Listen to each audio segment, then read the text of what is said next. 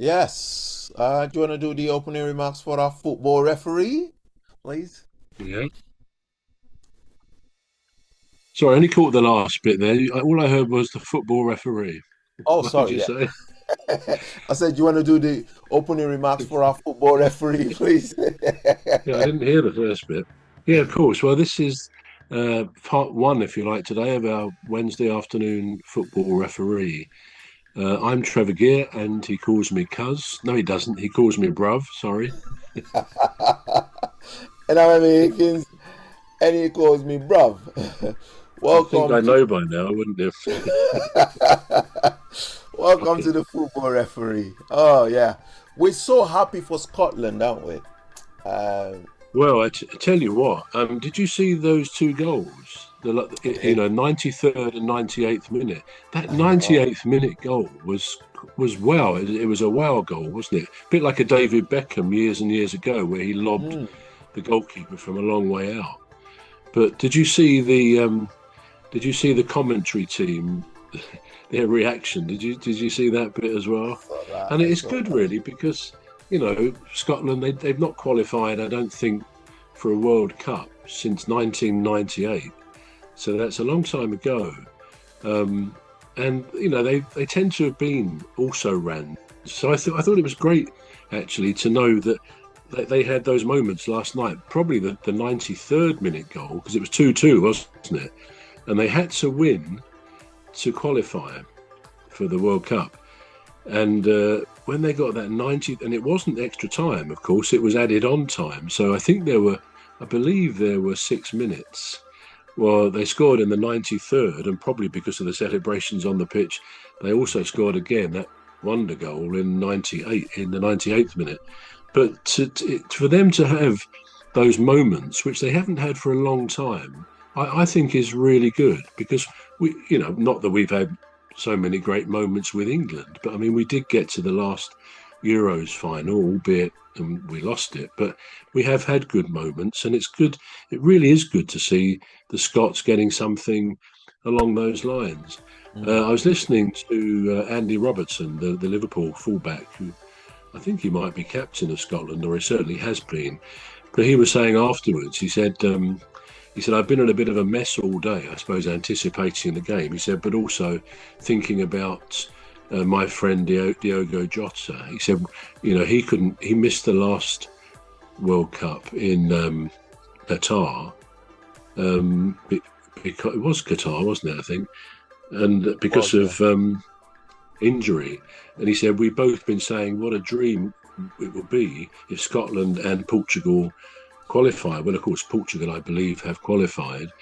And of course, Scotland have now. So he got quite emotional as he was talking about poor Jota, as you can imagine. But yeah, it was great to see those scenes. And for me, as we may not have had those scenes with England, but for Palace, just digressing a bit, for my part, and I know all other Palace fans, we will never forget those moments, particularly the FA Cup, that final whistle. And I think beforehand, a lot of the fans, a group of the fans called the Homestyle Fanatics, they put, we're going to win and Wembley will shake. And it was just like Wembley was shaking. And the videos still get passed around online. And at that final whistle, just about everybody was in the Palace fans was crying. Some, probably a lot of us blokes, were almost instinctively trying to hold it back. There's a look on people's face when they're desperately, a bit like Robertson last night. He was desperately trying not to burst into tears. But those moments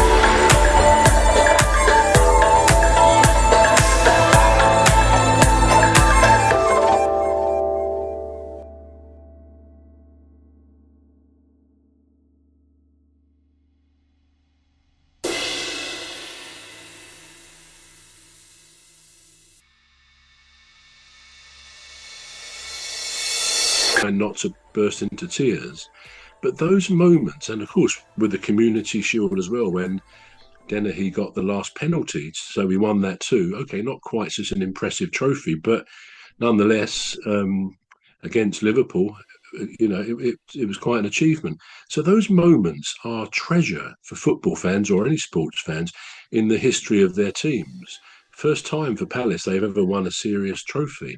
So I know what that joy is like. And I thought when I saw the Scottish celebrations and the players, when they scored those two goals, they looked mesmerised. They looked completely, I can't handle this. This is too big a moment. So I think it's brilliant to see the Scots actually celebrating something that, okay, they probably won't expect to win the World Cup. Possibly, I mean, we hope England might be in with a chance, but we haven't won it for a long time. But it's not the point. They've qualified to go there with all that means in the build-up and all the rest of it. So I'm really, really pleased that they've made it through. It's really great. Yeah, I mean, I didn't watch the match last night. Well, I didn't watch the whole of the match last night, but I was watching Brazil and Senegal play, and then that ended. So I thought, right, let me see what the scoreline is on the Scotland. Was it Scotland Belgium that played? No, it's Denmark, wasn't it? Oh, Denmark. Sorry, yeah. Anyway, so I turned. Yeah. So I flipped the channel. Yeah, go on, sorry.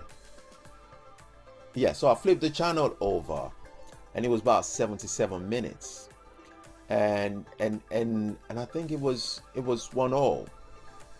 Right.